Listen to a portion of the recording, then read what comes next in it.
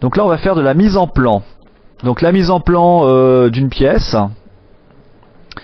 Donc la première chose à faire quand on fait une mise en plan, c'est de choisir la taille de la feuille que l'on veut utiliser. Donc on va faire mise en page, on va sur l'onglet arrière-plan et on choisit la taille de la feuille. Donc nous on va travailler sur du A3 horizontal.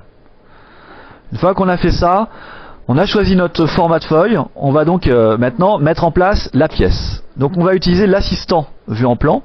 Donc je clique sur ce bouton là. Pour l'instant, je dois aller chercher mes pièces qui sont dans mon répertoire. Donc mon répertoire, vous le parcourez et vous allez chercher les pièces. Donc comme on va faire le corps de la bride, je sélectionne le corps. J'ouvre ma pièce, l'assistant se lance. Je vais pour l'instant tout laisser en valeur par défaut. Et après on verra qu'on peut améliorer un petit peu les choses. Donc pour l'instant je clique sur suivant, j'ai choisi ma pièce. Prochaine étape, choisir la vue de face. Pour choisir la vue de face, on peut utiliser les vues nommées, mais comme vous ne savez pas quel est le nom des vues qui nous sont pertinentes, je vais plutôt toujours utiliser personnaliser. Donc je clique sur le bouton personnaliser et on a une vue 3D qui apparaît. Alors attention, c'est la vue telle que vous la voyez à cet écran là qui va être la vue de face. Donc si je me mets un petit peu une rotation là et je fais ma mise en plan, j'aurai cette vue de face, ce qui ne sera pas correct. Donc nous, pour modifier l'orientation de la pièce, on va toujours utiliser les vues orthogonales. Donc on clique sur le petit bouton vue standard, c'est un cube avec des petits points verts. Et vous voyez, on peut faire une modification de la pièce assez rapidement au niveau des rotations, etc. Cette vue là, c'est la vue qui m'intéresse, c'est ma vue de face. Je clique directement sur fermer. Ensuite, la vue de face que je viens de choisir est au centre et je choisis les vues supplémentaires qui m'intéressent. Donc on va toujours en mettre a priori 3 et on met toujours une petite vue 3D, c'est assez facile à faire pour nous puisque c'est le logiciel qui fait tout. Je termine.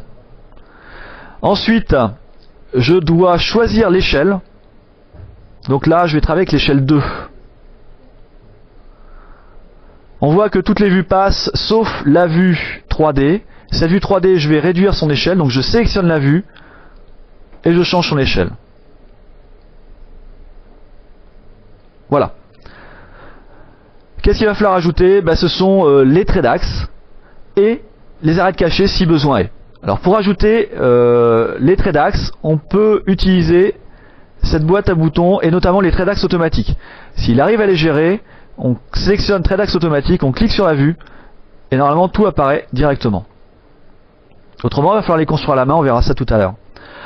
Autre possibilité, c'est de rajouter les arêtes cachées, mais là, pour les rajouter, je vais être obligé de sélectionner une vue, de sélectionner la propriété de la vue, et là d'aller dans l'onglet affichage, et de mettre style arête cachée visible.